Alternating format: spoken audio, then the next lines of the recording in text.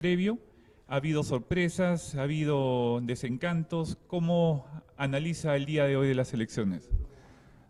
Bueno, primeramente para decirte que han sido pocas las sorpresas, definitivamente las encuestadoras dentro de la proyección que han hecho en la gran mayoría ha coincidido, ¿no? Tú sabes que la estadística científica que se aplica en el tema de investigación a veces nos da algunos parámetros para poder predecir, ¿no?, qué puede pasar.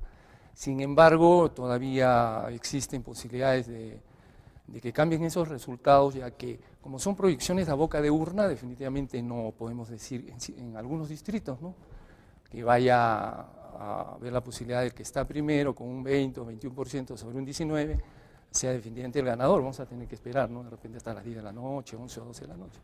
¿Qué tanto ha tenido que influir las encuestas previas? Porque vemos de que muchas encuestas de lo que ha estado diciendo la gente, que se han comprado encuestas y ha cambiado el ideario de muchas personas, ¿no? A la hora de la hora hemos visto que Alfredo Segarra, por ejemplo, ha sacado una ventaja muy amplia respecto a las encuestas, ¿no?, que se manejaban antes de la elección. Bueno, definitivamente el tema de encuestas, hay encuestadoras y hay encuestadoras, ¿no? El aparato estatal y el aparato privado en cuanto a las estadísticas que dan estas encuestas también son manejadas por los partidos políticos, eso es innegable. Es decir, el aparato propagandístico, radio, televisión, periódicos, tiene que ver, tiene un nexo directo con las encuestadoras. Existen encuestadoras que definitivamente están ligadas a partidos políticos y que van a dar ciertos resultados que le van a favorecer en algún momento.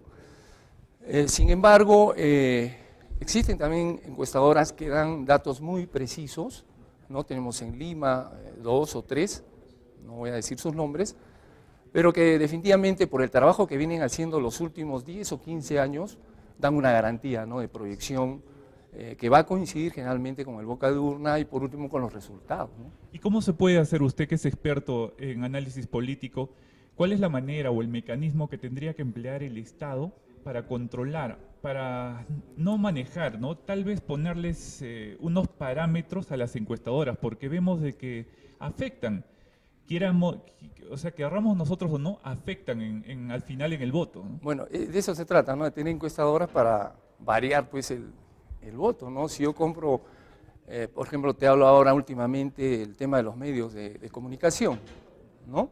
Los medios de comunicación prácticamente han tenido que ser controlados por una ley que prohíbe la compra masiva de medios de comunicaciones con vía de elecciones, yo diría inclusive las elecciones presidenciales.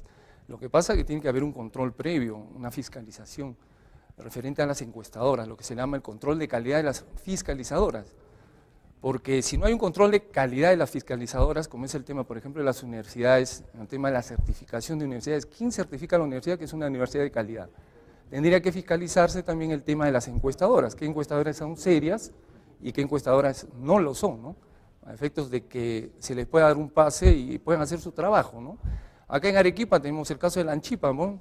La Anchipa sacaba encuestas, ¿no?, en alguna oportunidad cuando por ahí cierto candidato postuló a un distrito, lo daba como tercero y luego apareció noveno. Entonces, ¿dónde estamos, no? ¿Dónde queda esa encuestadora? Señor, una pregunta leída directa. Usted, a su punto de vista, ¿quién ha invertido más en esta campaña? ¿Yamil Osorio o Javier Ismos? ¿Y quién cree que ha invertido de su propio peculio? ¿O han sacado, o son inversores? Mucha gente dice que las minas lo están apoyando. Mucha gente dice que son los candidatos de Guillén y por tanto los están solventando, ¿no?, el presupuesto. Bueno, la verdad eso sí no te podría decir, ¿no?, porque no estoy en las cuentas de los partidos, no he ido al partido a averiguar, no tengo un dato preciso.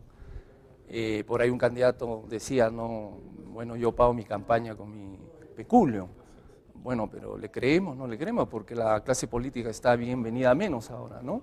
Y luego viene el tema de los lobbies y lo que es el embargo de toda la gestión prácticamente, ¿no? Entonces, esas son situaciones que de repente ellos mismos lo saben. Y hay una situación ahí. Realmente los partidos políticos en los movimientos regionales o alianzas regionales nunca informan. Por ejemplo, la OMP se quejaba de que no existía un informe real de los gastos que había hecho en campaña casi la mayoría de partidos. 2, 3 partidos nada más habían informado. Desde ese lado ya estamos mal, ¿no?, porque la ciudadanía debe saber los gastos que hace, ¿no?, para darnos una idea cómo y de dónde salen esos recursos, ¿no?, si de repente están hipotecando la gestión. La otra pregunta que le haría, ¿cómo usted visualiza la segunda vuelta electoral? ¿Quién tiene el panorama más complicado en esta segunda vuelta electoral, Yamil Osorio o el señor Javier Bueno, Ismas? yo te diría que ninguno de los dos. Las dos la tienen complicada. Yo que veo de la segunda vuelta, en realidad la segunda vuelta no viene a ser ya una situación de propaganda, porque ellos propaganda ya han hecho bastante, han visitado provincias, todo. Yo plantearía solamente de repente un verdadero debate, porque lo que ha habido en las previas a esta primera vuelta no han sido debates, simplemente han sido exposición de ideas, ¿no? Ideas catastróficas, inclusive situaciones inejecutables. Yo he tenido la oportunidad de trabajar en el Estado, en diferentes ministerios, he pasado, y realmente no hay una coherencia entre lo que se dice y lo que se pretende hacer, ¿no? Todo obedece a parámetros que ya están establecidos en el Estado. Ahora, una segunda vuelta definitivamente tiene que ver con el tema de alianzas estratégicas, o sea, el que negocie mejor, porque en política se negocia, en el buen sentido de la palabra, ¿no? No viene de negociar ni recibir ninguna prebenda o nada, sin condicionamientos, más que todo ¿Y a por quién vería ideologías. en esta parte, quién vería que tiene los mejores negociadores para hacer o crear alianzas políticas? Bueno, el tema que Guillén ya con su gobierno desgastado y con su atallito, digamos, su libre, que es Yamila, no le da una frescura a una negociación, entonces el más fresco es Javier en este sentido, ¿no? Javier Ismodes, que podría entrar de repente a un tema de negociaciones gerenciales de repente, ¿no? Vemos también a la sociedad civil. Hemos visto que se ha repartido en estos momentos la sociedad civil. Jerónimo López está apoyando a un candidato, el FACA, otras organizaciones se han dividido. ¿Cómo ve? Pero eso ha sido para la primera vuelta. Para esta segunda vuelta, ¿qué tan importante va a ser el apoyo de las sociedades civiles? Bueno, en realidad las sociedades civiles no representan a nadie, porque es un grupo. Por ejemplo, usted me habla del FACA, ¿no? El FACA ha perdido ya credibilidad hace muchos años, hace 10 años que no figura, ¿no? Ha salido por aquí, por allá a hacer cosas, pero no, yo considero que en realidad la sociedad consciente no debe considerarlas como un punto medular para una elección en una segunda vuelta. Lo que interesa es el voto informado y que la ciudadanía tome conciencia. Esta primera vuelta, por ejemplo, la población prácticamente no ha sabido los candidatos. Yo oía propagandas de candidatos que recién aparecían prácticamente en última semana, ¿no? Y todo el mundo se pregunta, ¿y este candidato de dónde es? No lo conocemos, no sabemos sus propuestas, no hay un contacto físico con la colectividad, por lo tanto han sido unos totales desconocidos, ¿no? En ese sentido yo creo que estos grupos ya han perdido credibilidad y haber perdido credibilidad creo que no van a influenciar en las campañas. ¿Y la juventud qué tanto tiene que ver? Vemos que el 30% y tal vez un poco más conforman el electorado joven. Yamil Osorio se ha enfocado, Javier Ismodes también se han enfocado a la juventud, pero vemos que la juventud no tiene un voto consciente, no eligen correctamente según su conciencia política. Vemos que los manipulan. ¿Cómo harían en este caso las organizaciones involucradas en esta segunda vuelta para capturar el voto de la juventud sin caer en la parte de que sean manipulados, ¿no? De que la sociedad los vea como que están manipulando el voto joven? Bueno, el tema de la juventud, yo que trabajo con juventudes en universidades, haciendo docencia, te digo de que en realidad, para empezar, te aclaro, el tema de la juventud como caballito de batalla es una cuestión de estrategia, ¿no? Ver los bolsones, saco estadísticas, veo que hay un 30% de juventud y voy sobre ahí, le regalo una gaseosa, le regalo un llaverito y por ahí estoy convenciendo. Pero en realidad la juventud tiene una posición en la mayoría de los casos maduras sobre las cuestiones políticas. Lo que pasa es que no se hace llegar de manera clara las ideas a la juventud. Tenemos una juventud bastante divertida, bastante de repente desorientada más que todo, ¿no? Entonces la orientación del candidato debe ser en ese sentido. A ver, ¿por qué tendrías que votar por mí? En el caso de la juventud, le digo, los dos prácticamente están por ahí, ¿no? En el caso de las edades, tendrá sus 40 y tantos años, ¿no? Y Yamila tendrá sus 30 y tantos años. Yo creo que ese tema es más que todo de estrategia, ¿no? Pero lo que interesa es llegar con los planes de gobierno a la juventud para que ellos hagan un voto consciente, ¿no? Generalmente el tema de la edad tiene que ver con la madurez política. En el Perú no existe una madurez política en las clases C, D, E, y en lo que es juventudes y adolescencia, ¿no? Inclusive están preguntando al papá cómo haríamos, por quién podemos votar, y eso es lo que hace peligrar una elección consciente, ¿no? Y un resultado, pues, que favorezca a la persona que de repente merece ser presidente regional. Y el tema de la mujer, vemos que Yamila es mujer y se identifican muchas mujeres con ella. En esta segunda vuelta, ¿qué tendría que hacer Javier Ismodes para captar el voto de la mujer y quitarle un bolsón fuerte a Yamila Osorio? No, se trata de una cuestión de equidad, ¿no? En el Perú vivimos una democracia y yo creo que el tema de género no tiene que ver acá.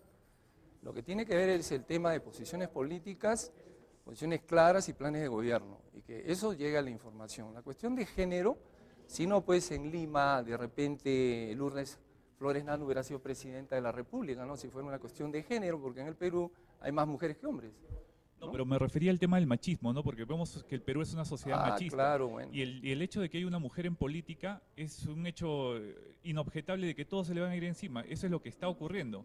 No solo acá en el Perú, ha sido una tendencia a nivel mundial. Sí. En ese aspecto era mi pregunta, ¿no? ¿Cómo haría Ismodes, digamos, para no victimizarse en el caso de Yamila, que es una mujer y que va a decir, soy mujer y por eso me atacan, ¿no? Claro, ahí, bueno, habría que ver que definitivamente en el Perú existe una seria falencia en cuanto a democracia sobre género. Y ese es un tabú, un perjuicio que tenemos y podría ir en contra, bueno, de repente de una de las candidatas, ¿no? Uno de los candidatos. ¿Y cómo mejorar el tema? Usted nos habla de conciencia cívica y política. Vemos de que yo, por ejemplo, tengo un punto de parecer, ¿no? Que me parece que debe ser optativo y voluntario el voto. Así los partidos se fortalecerían. Pero vemos el lado negativo, que si ocurre eso, el APRA sería el único partido que tendría el Perú y gobernaría unos 50 años. ¿Qué se podría hacer para que la gente vote, pero de una manera consciente y a la vez nuestras autoridades elegidas tengan el voto de confianza de la población? Ya, te explico. Ahí coincidimos, ¿no? Definitivamente un partido organizado va a tener posibilidades de gobernar. Dar un voto facultativo en el Perú sería un peligro, toda vez de que si por ahí existe uno o dos posibilidades políticas en organizaciones a nivel nacional como partidos políticos, sea el que sea, no voy a decir nombres, ese partido, bueno, se entronaría en el poder y no saldría.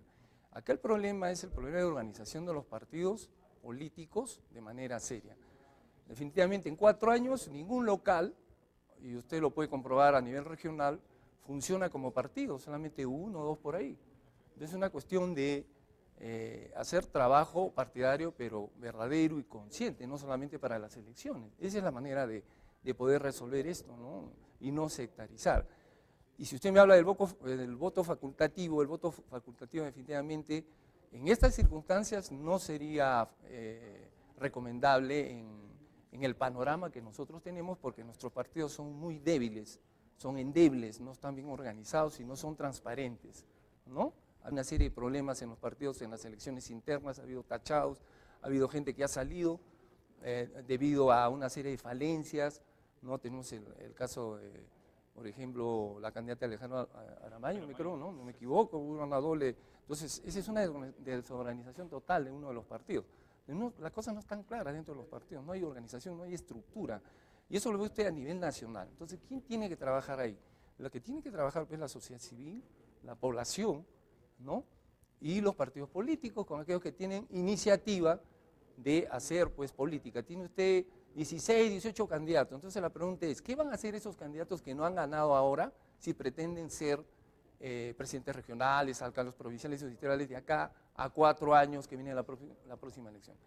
A mi manera de ver, tendrían que fortalecer los partidos, ¿no? Que se cumpla la ley, que se cumpla la ley de transparencia en cuanto a elecciones, en cuanto al informe económico, o sea, hacer un trabajo serio. En otras realidades europeas, los partidos trabajan seriamente durante todo el periodo de seca, que digamos, para efectos de entrar. Y la otra situación en la realidad política peruana es que nosotros tenemos multipartidarismo, o sea, tenemos muchos partidos y ahí se disipa de repente las ideas, ¿no? Y el trajín político, ¿no? Dentro de lo que viene a ser las elecciones. Justamente nuestro invitado, ese experto, nuestro invitado magíster Jorge Vargas, ha escrito 2 libros. Un libro sobre politología, que lo vemos en pantalla, y el otro sobre el habeas data en el Perú. Son, si no me equivoco, ¿qué publicación es? ¿Qué número? Bueno, una es la décima, la otra es la novena. Novena y décima, y viene una décima primera sobre organizaciones internacionales en terrorismo, ¿no? El tema de Al-Qaeda, bueno, el tema de Afganistán, el 11S, ¿no? Justamente en el libro de politología, ¿qué temas son los que usted está abordando en este Bueno, libro? ahí están las bases fundamentales de lo que todo político debe saber, ¿no? Democracia, temas de elecciones, temas de Estado, temas de gobierno, formas de gobierno, la evolución política, ¿no? Son temas que en la introducción que se hace en el libro se habla, pues, si quieres meterte en política, aprende pues política.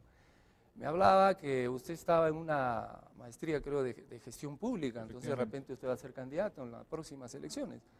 Y eso es bueno, ¿no? Hay que prepararse, ¿no? Para algo hay que prepararse, tener los grados adecuados, aunque eso no es determinante en una elección, pero por lo menos es una base fundamental para incursionar en política. Yo no puedo incursionar en política si no sé qué cosa es gestión pública. Pero ¿y por qué no se pone, o sea, como un requisito fundamental en la Constitución o en las leyes nacionales que se pueda estudiar, se tenga que estudiar ciencias políticas, gestión pública, sistema de gobiernos regionales, que la gente, los candidatos conozcan de su realidad, como ocurre en otros países? Vemos que el sistema de Estados Unidos, los europeos, así funcionan. Estudian 3 y 5 años para poder postular a un cargo político.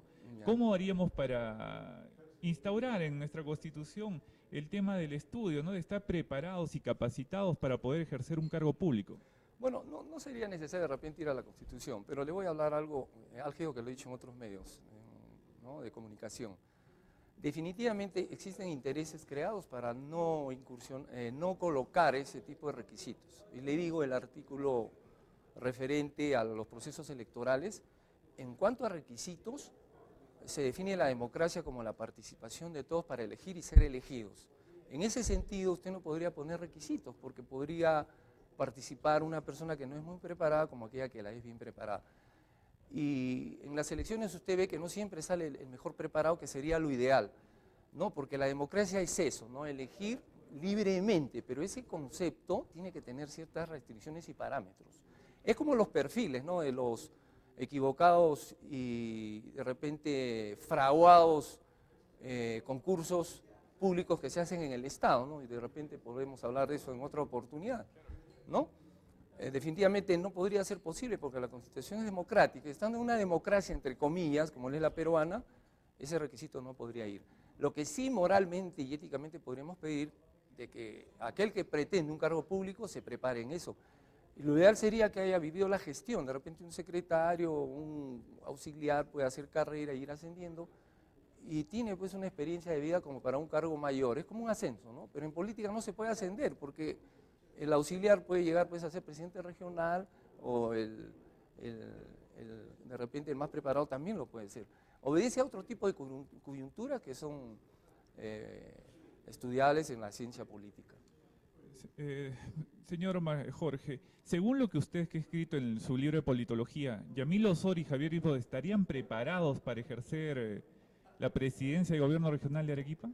Bueno, constitucionalmente sí, cualquiera de los dos podría ser presidente regional, ¿no? Ahora, si usted me habla de los requisitos de cada uno, bueno, conozco muy lejanamente los requisitos de cada uno y eso tampoco es determinante en una elección, ¿no? En política cualquier cosa puede pasar.